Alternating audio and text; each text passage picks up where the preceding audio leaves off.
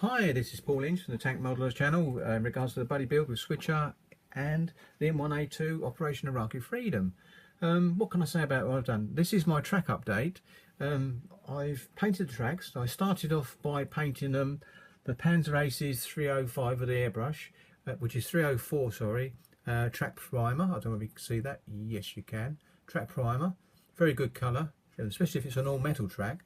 But I sprayed them initially with that. I gave a good double coats on primer.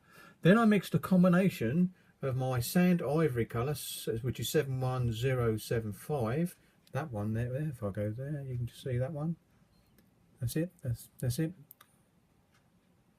Here we go. Up the top, 705.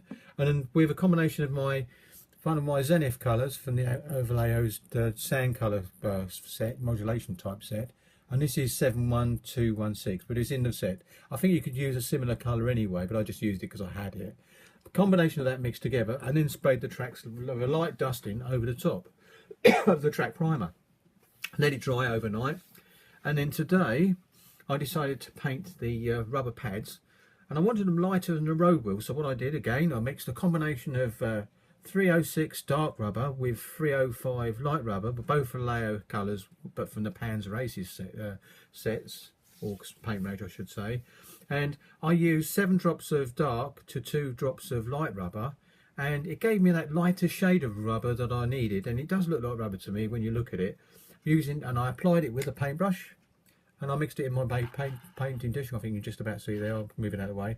So I did that basically with a paintbrush all the way over on all the pads. Now, there's no finesse involved. All I did was paint across the top of the pads with a nice fluid colour mix of the paint. So it's nice and fluid, because I've got a little dish. One dish has got the paint on, and the other little dish has got excuse me, had a little bit of the old airbrush thinner. There we go. Just see that. Vallejo's airbrush thinner in the small bottle, you can see, but I keep using, I've got the big bottle, but I keep this one, I keep filling this one up so I can drop it into my airbrush if I need to, and it's easy to use when you're actually doing hand painting as well, but having a small bit of thinners available. So I'm happy with it. I've done the inside pads as well. I don't know whether that's going to show up quite so good. Yes, I think it does. Inside pads and the outside pads. So they've all been done. So it's just a case now of doing a bit of wear on the metal elements of the tracks, which I'm going to be doing later on with a smaller brushing and a very light dry brushing, just to give it a combination. If I do get a bit of metal on the pads, there's no worries there. I can mix my colour again and just touch it up as I go around. Just a light rub over the rubber pads and to sort it, get it back to as it was.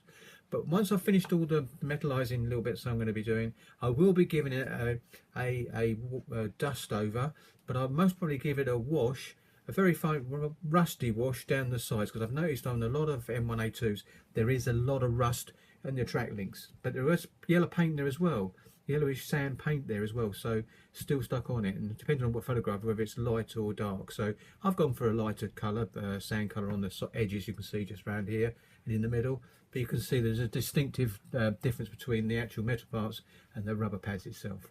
So that's my update for today, and thank you very much for watching, and see you next time.